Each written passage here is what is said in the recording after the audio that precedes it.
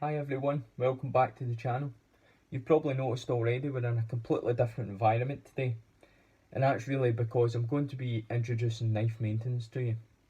But before we go into all the process and how I do things, I would just like to showcase some of the equipment that I've got with me today and some of the equipment that you might need if you were to start maintaining your own knives. So first of all, you'll need a flat open space. I've currently got a designated area for knife maintenance, and it's nothing fancy, it's just an office desk and a well lit environment.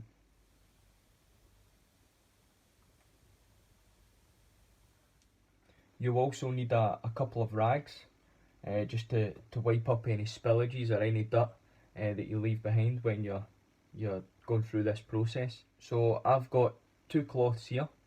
They are a bit dirty, they don't really get washed that often, they don't really need washed, it's just to wipe up dirt.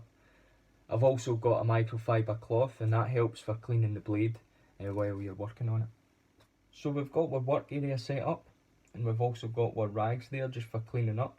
So it's now time to move on to the equipment that I use. So this here is a sharpening stone. It's also known as a whetstone, as it has to be wet when in use to get the best results. Before you start sharpening your blades, it's best to fully submerge your whetstone in cold water for about 10 to 20 minutes. And that just allows the stones to absorb all the water and try and retain as much of that water through the process. But you'll probably find that once you start working on your blades, the stone will dry out quite a lot. So that's why we have a container here, and that's normally filled right up with water. And what I do is, once the blade dries out, I just dip my hands in the water and kind of splash some water on the stone, and that keeps it wet through the process. So this stone, like many other stones, has two different sides to it depending on your needs. This part on top there is a 1000 grit. Now that's quite coarse, and that's for putting a profile on your blade. So this side is the side that you would go to first, and this side, the white part, is a 6000 grit, and this is to smooth out the edge. And when you get your whetstone, it'll come completely square, and what I tend to do is just take a chamfer off the sides there, because you'll probably find that it's just a fraction of a millimetre higher than the centre. Not all the time, but sometimes. And what that can do is actually eat away into your blade when you're working on it, and you won't know until you're finished. Another thing about whetstones is to always keep the surface completely flat.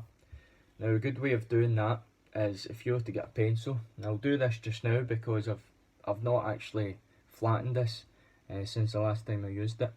So you get your stone, and you just draw lines down there. They don't need to be exact, just lines with a pencil, and across the way too.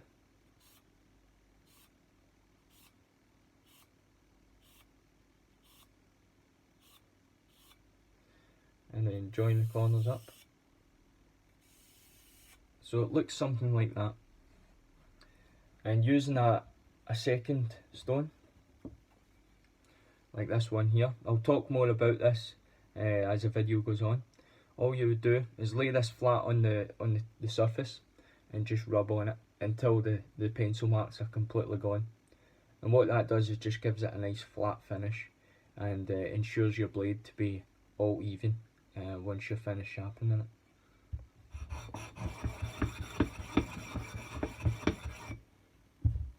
Just like that there, and that should be completely flat now using that technique. So that's your whetstone or your sharpening stone. So this that you just saw is an axe puck, and it's exactly the same as a whetstone, only that it's designed for an axe rather than a knife. This can be used in many different techniques, but usually this would only get used on an axe, and this sharpening stone would only get used on a knife. Both sides given different finishes. So after sharpening your knife or your axe, you would want to smooth it all off and get rid of any imperfections, and in most cases give it a mirror finish. And that's done by using one of these. This is called a leather strop. So this strop has two sides, a coarse side and a smooth side. So it's sort of the same idea as a whetstone. You would use the coarse side to get rid of any imperfections, any rolls on the edge, or even any small scratches on the blade. And the smoother side is really just to give it a mirror finish and completely smooth off the whole blade. And that smooth side should be your final stage. And doing this properly, this stage, should give you a razor sharp finish and quite a nice mirror finish as well, if you want that. To go along with the strop, you probably saw that it's marked. It looks sort of blue, and that's because of the compound that you use when you're stropping. Now this is called Starkey Blue. Some people also call it Smurf Poo for obvious reasons, and it really acts as a buffing agent, and it almost acts as a lubricant for the leather as well. Now when I first got this, it came in a big huge block. That's it there. Maybe only cost me less than £10. It's not that expensive. So having all these stages completed in order can give you a really sharp razor finish on your blade, to the point where it can actually cut hairs with no effort at all. And this whole process would only need to be done, if done correctly, you would only need to do it once.